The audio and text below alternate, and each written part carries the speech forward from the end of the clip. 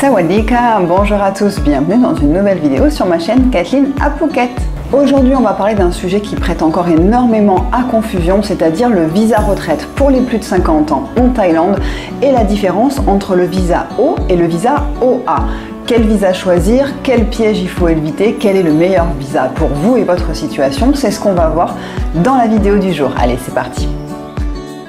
Cette vidéo fait suite aux nombreuses confusions que j'observe lors de mes rendez-vous conseil expatriation. Donc vous savez que je fais des rendez-vous d'une heure, que ce soit en visio si vous êtes encore en France ou alors à Phuket si vous êtes là, on se retrouve dans ce bureau. Et les gens me parlent énormément de quel visa choisir et principalement du visa retraite. Donc il y a toujours cette petite confusion et j'entends beaucoup d'erreurs. D'ailleurs, si vous voulez prendre rendez-vous avec moi pour un rendez-vous conseil expatriation, vous pouvez le faire sur mon site internet directement, kathleenphuket.com, ou alors vous pouvez aussi, si vous regardez cette vidéo depuis votre télé, scanner ce QR code que je mets juste là et vous avez accès à la prise de rendez-vous en direct pour choisir votre date, votre heure et on se verra en visio. On va faire, avant de rentrer vraiment dans le détail de chacun de ces visas, un petit résumé. Donc, vous avez tout d'abord le visa non-immigrant O. C'est un visa qui est souvent appelé visa retraite. Il est délivré aux personnes de plus de 50 ans et il va être assez souple sur certains points, notamment l'assurance santé. On va voir ça plus en détail juste après. Et vous avez ensuite le visa non-immigrant OA, qui lui, on appelle régulièrement un visa retraite longue durée, puisqu'il va vous être délivré pour une durée d'1 an directement. Par contre, il va avoir certaines conditions plus strictes, comme par exemple l'obligation d'avoir une assurance santé qui couvre à hauteur de 3 millions de bahts pour avoir ce visa retraite OA. Avant de voir les différences majeures entre ces deux visas, n'oubliez pas de vous abonner, il vous suffit juste de cliquer en dessous et vous pouvez aussi liker cette vidéo si vous trouvez qu'elle vous est utile. On va maintenant voir donc en détail les différences entre ces deux visas, donc le O et le OA. Tout d'abord concernant sa durée et son renouvellement. Donc le visa non-immigrant O, lui, va vous être délivré pour une durée de 90 jours, donc 3 mois, qui ensuite peuvent être étendus pour 1 an. Donc c'est ça qui porte souvent à confusion déjà, c'est la durée, puisque le visa O va vous être délivré pour une durée de 90 jours, alors que le visa OA va vous être délivré pour une durée d'1 an directement. Cependant, ce n'est pas que vous avez un visa de retraité si vous prenez le O d'uniquement 90 jours, vous allez avoir 90 jours tout d'abord, puis vous avez la possibilité de faire une extension d'1 an et à la fin de cette année-là, vous ne repasserez pas sur 90 jours, vous renouvellerez ensuite sur 1 an, 1 an, 1 an. Donc c'est juste à la première entrée sur le territoire avec un visa O que vous allez avoir 90 jours, puis extension d'1 an et renouvellement 1 an, 1 an, 1 an. Alors que le visa OA, lui, va vous être délivré pour 1 an du premier coup. Par contre, c'est pareil, ensuite il va être renouvelé tous les ans pour 1 an, 1 an, 1 an. Donc ne vous dites pas que ce premier visa de 90 jours, donc ce visa O, si vous prenez le non-immigrant O, ce n'est que pour 90 jours et ensuite il faut recommencer toutes les démarches pour avoir un nouveau visa. Non, vous allez faire une extension en donnant certains papiers, en prouvant le montant, etc. qu'il faut, on verra ça après, mais ensuite vous avez 1 an et tous les ans vous pouvez tout à fait le renouveler sans problème. Au niveau des demandes financières qu'on va demander pour obtenir ce visa, que ce soit le O ou le OA, c'est exactement les mêmes, c'est-à-dire qu'on va vous demander 800 000 bahts sur un compte ou alors 65 000 bahts par mois ou un mélange des deux. Hein. Vous savez que si vous avez moins que 800 000 bahts sur un compte, on va dire la moitié par exemple, eh bien, il faudra compenser avec le montant que vous allez déclarer en retraite par mois. Le deuxième point, et qui est un point de grosse différence entre ces deux visas, va être l'assurance santé obligatoire. Quand vous prenez un visa non-immigrant O, on ne vous demande pas d'assurance santé, on ne vous demande pas d'avoir une preuve qui fait que vous avez une assurance santé, peu importe sa couverture, etc. On ne va jamais vous le demander dans les documents obligatoires à fournir lors d'une demande de visa non-immigrant O. Alors, je ne vous dis pas qu'il ne faut pas prendre d'assurance santé. Vous savez, c'est quelque chose que je recommande de faire à chacun d'entre vous qui souhaite s'expatrier. Il faut avoir une assurance santé, peu importe. Seulement, c'est vrai que là, l'avantage, c'est que vous pouvez choisir celle que vous souhaitez. Vous pouvez aussi choisir de la prendre après, c'est-à-dire une fois que vous avez votre visa, que vous avez passé peut-être quelques mois en Thaïlande, avec toujours couvert par une autre assurance que vous auriez eu éventuellement avant. Donc, en fait, c'est, je trouve, moi, un gros avantage puisque ça vous permet de choisir la d'assurance santé que vous souhaitez, alors que le visa non-immigrant OA, pour avoir celui-ci, on va vous demander une assurance santé obligatoire, hein, c'est un des papiers qu'il faut fournir pour avoir ce visa OA, et vous ne pouvez pas choisir n'importe laquelle. Ça va être une assurance santé thaïlandaise, donc il y a une liste, hein, vous allez retrouver une liste, je vous mettrai le site en dessous où vous retrouvez cette liste de toutes les assurances santé qui sont, on va dire partenaires, mais c'est pas partenaires, mais qui correspondent aux critères qui vont faire que le visa OA va être accepté pour une assurance santé.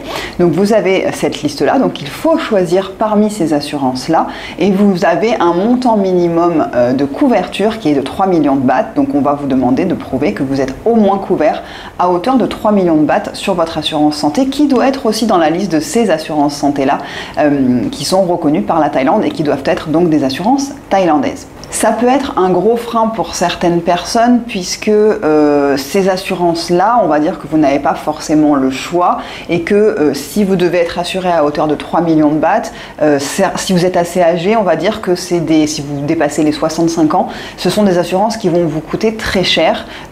Et donc parfois certaines personnes me disent mais je ne peux pas me permettre de mettre ce montant-là dans une assurance santé. J'en ai trouvé une moins chère, seulement elle n'est pas acceptée pour le visa OA, donc je ne peux pas la prendre. C'est là que je dis prenez un visa non immigrant O, puisque là vous pourrez choisir votre assurance santé. Autre gros point, la CFE, donc la Caisse des Français de l'étranger, chez qui je suis et beaucoup d'expatriés aussi sont assurés pour leur assurance santé, ne fait pas partie des assurances santé qui rentrent dans la liste des assurances santé reconnues pour avoir le visa OA. Ça paraît assez logique puisque ce n'est pas une assurance thaïlandaise. Donc si vous êtes à la CFE ou que vous prévoyez de vous assurer pour votre assurance santé à la CFE, sachez que vous ne pourrez pas demander le visa OA avec cette assurance santé-là.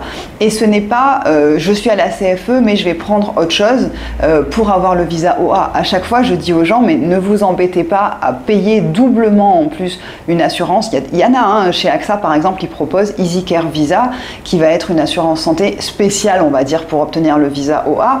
Mais je trouve ça un peu dommage de payer quelque chose en plus juste pour ce visa, alors qu'il vous suffit de prendre le visa O et on n'en parle plus. Vous pouvez choisir encore une fois votre assurance santé. D'ailleurs, encore une fois, si vous souhaitez en savoir plus sur les assurances santé AXA, qui elles sont reconnues, donc AXA Thaïlande est reconnue pour obtenir le visa OA, n'hésitez pas, sur mon site internet, vous avez une page qui s'appelle Assurance santé en Thaïlande et vous pouvez remplir un petit formulaire, ça m'envoie un email et je pourrai vous répondre avec un devis pour une assurance santé chez AXA Thaïlande. Et si besoin, on se fait un petit rendez-vous téléphonique complètement gratuit pour discuter de ces assurances santé et que je vous explique tout.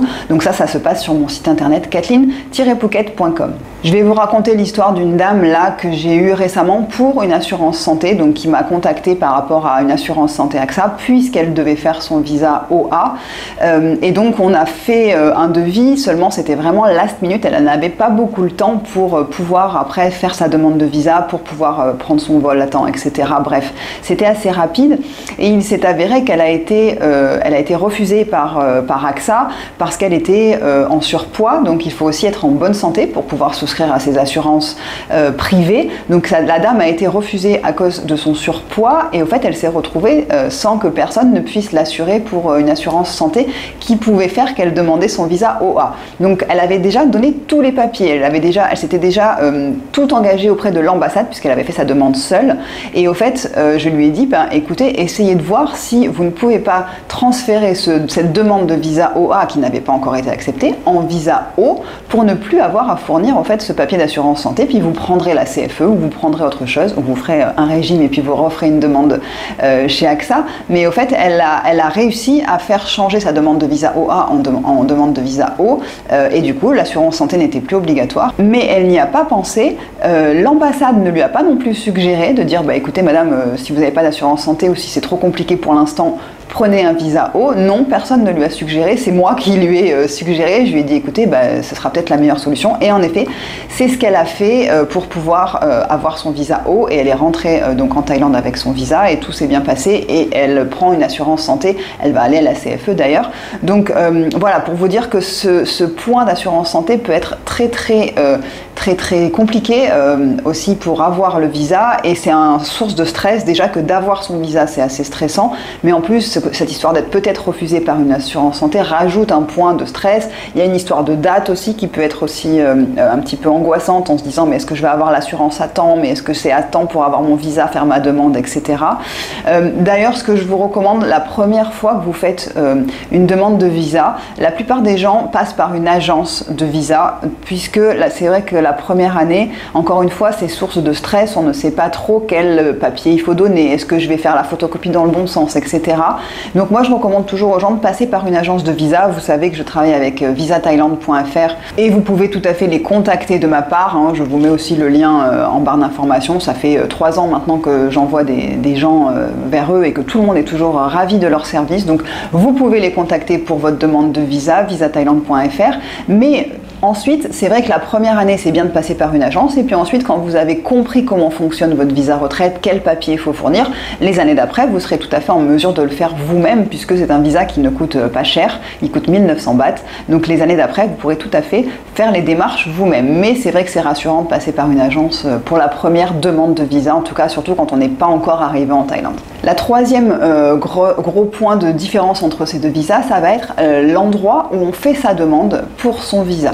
Le visa non-immigrant O peut être demandé depuis la Thaïlande. Donc si vous êtes déjà arrivé en Thaïlande et que vous êtes par exemple en exemption de visa, donc vous êtes là en tant que touriste, vous pouvez tout à fait faire votre demande de visa non-immigrant O alors que vous êtes déjà sur le sol thaïlandais. Mais vous pouvez aussi faire cette demande de visa non-immigrant O depuis votre pays d'origine. Donc si vous êtes en France, si vous êtes en Belgique, si vous êtes en Suisse, vous pouvez tout à fait faire cette demande de visa non-immigrant O depuis l'étranger et ça ne posera aucun problème. Les deux endroits sont acceptés, donc que vous soyez déjà en Thaïlande ou que vous soyez toujours dans votre pays d'origine. Le visa non-immigrant OA, lui par contre, ne peut se faire que depuis votre pays d'origine. Donc vous ne pourrez pas faire la demande du visa non-immigrant OA depuis la Thaïlande. C'est là aussi que règne un petit peu la confusion, c'est que les gens ont l'impression que le visa non-immigrant O se fait si on est en Thaïlande et que si je suis en France par exemple, je ne pourrais demander que le OA. Non, c'est pas vrai. Les deux visas, le O et le OA,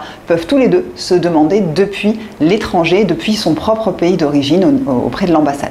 Autre gros point de confusion, énorme point de confusion, celui que j'entends le plus souvent, c'est de me dire « Oui, mais quand je prends un visa OA, je vais pouvoir rentrer et sortir autant de fois de la Thaïlande puisque je vais avoir un multiple entry, donc un entrée multiple, alors que si je prends un visa O, je ne pourrai pas sortir du pays, je vais être coincé en Thaïlande, je ne pourrai jamais sortir, sinon je vais perdre mon visa. » Alors là, c'est vraiment quelque chose, un gros point de confusion et d'erreur, et je vais vous expliquer pourquoi. Le visa OA, en effet, donc celui que vous demandez depuis la France, celui qui demande une assurance santé, celui-ci va vous être délivré directement avec un multiple re-entry, donc une réentrée multiple, c'est-à-dire que pour toute la validité de votre visa, vous allez pouvoir sortir et rentrer du territoire autant de fois que vous le souhaitez sans perdre votre visa. Le visa non-immigrant O, celui qu'on vous délivre pour une durée de 3 mois sans assurance santé et qui peut être demandé depuis son pays d'origine ou depuis la Thaïlande,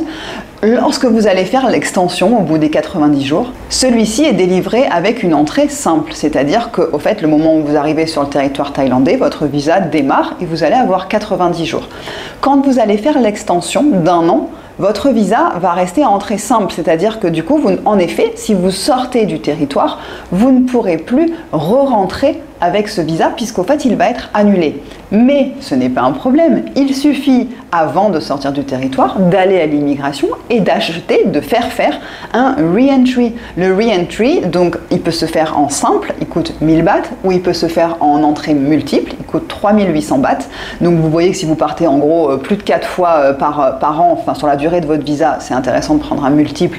Maintenant, si vous partez 2 fois, vous pouvez aller faire à l'immigration 2 fois, payer un re-entry simple, mais c'est quelque chose que vous pouvez tout à fait faire. Ce n'est pas interdit avec votre visa non-immigrant O d'aller à l'immigration et de dire moi je veux rajouter sur ce visa un re-entry simple ou multiple et vous pourrez faire comme tous les autres qui ont des re-entry multiples, c'est-à-dire rentrer et sortir autant de fois sur le territoire thaïlandais sans perdre votre visa jusqu'à la fin de validité de votre visa. Donc c'est un gros point de confusion et je voulais vraiment le clarifier avec vous. Dites-vous qu'en fait les deux et tous les visas en Thaïlande, au fait certains sont délivrés d'office avec un multiple re-entry, d'autres non, hein, c'est le cas aussi pour nous par exemple pour les visas business, mais à chaque fois qu'on sort de Thaïlande, on va à l'immigration, on fait faire son re-entry, on peut même le faire à l'aéroport le re-entry, ça je vous le dis aussi. Alors je l'ai jamais fait parce que ça m'a toujours un peu stressé, mais il y a un bureau au niveau de l'immigration quand vous passez pour les tampons de sortie de passeport, il y a un bureau re-entry